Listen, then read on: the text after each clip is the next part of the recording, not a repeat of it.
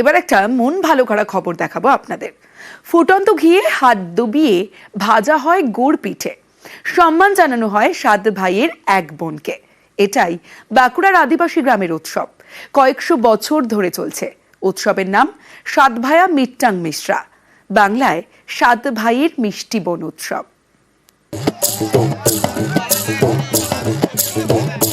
ঘি ফুটছে, তাতেই হাত দিয়ে পিঠে ভাজা হচ্ছে, হাতা খুন্তি নেই।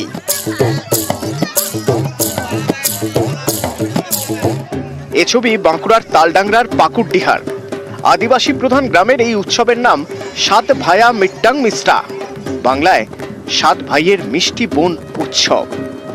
ফুটন্ত ঘিয়ে হাত ডুবিয়ে গুড় পিঠে ভেজে বোনকে সম্মান জানান ভাইয়েরা।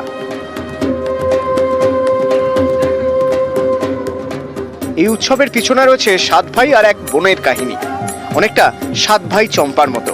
তবে বাঁকুড়ার আদিবাসী সমাজের কাহিনী কিছুটা ভিন্ন। কথিত আছে, কয়েকশো বছর আগে বাঁকুড়ার জঙ্গলে 7 ভাইয়ের সঙ্গে এক বোন থাকতেন। জঙ্গলে শিকার করে তাদের দিন কাটত। এক ভাই জঙ্গলে পশুর হামলায় জখম হন, তার জন্য তপস্যা করেন 7 ভাইয়ের একমাত্র বোন। জখম ভাই ঘরে ফিরলে তাকে সেবা যত্ন করে সুস্থ করেন। তারপর থেকে আদিবাসী সমাজে সেই বোনকে দেবী মনে করা হয়। সেই বোনকে সম্মান জানাতে পালন করা হয় 7 ভায়া মিট্টাং মিশ্রা বা 7 ভাইয়ের মিষ্টি বোন উৎসব। ফুটন্ত ঘিয়ে হাত ডুবিয়ে পিঠে ভাজা হয়। সবাই শিকারে চলে গেছিলেন, তো এক ভাই ফিরে আসতে পারেননি। তাহলে সে বোন তপস্যা করেছিল, এখানে তপস্যার করে তাকে ফিরে পায়। সম্পূর্ণ এই 1 মাস যে পালন যে করেছি ধর্মের ইয়াকেতেই আমাদের গুড় পিঠাটা ছাকা হয় গরম তেলে, হাতে করে। একদিকে পিঠে ভাজা, আরেকদিকে ধামসা মাদলের তালে নাচ, জমজমাট উৎসব। এই উৎসব ঘিরে মেলা বসে তালডাংরার পাকুড়ডিহায়।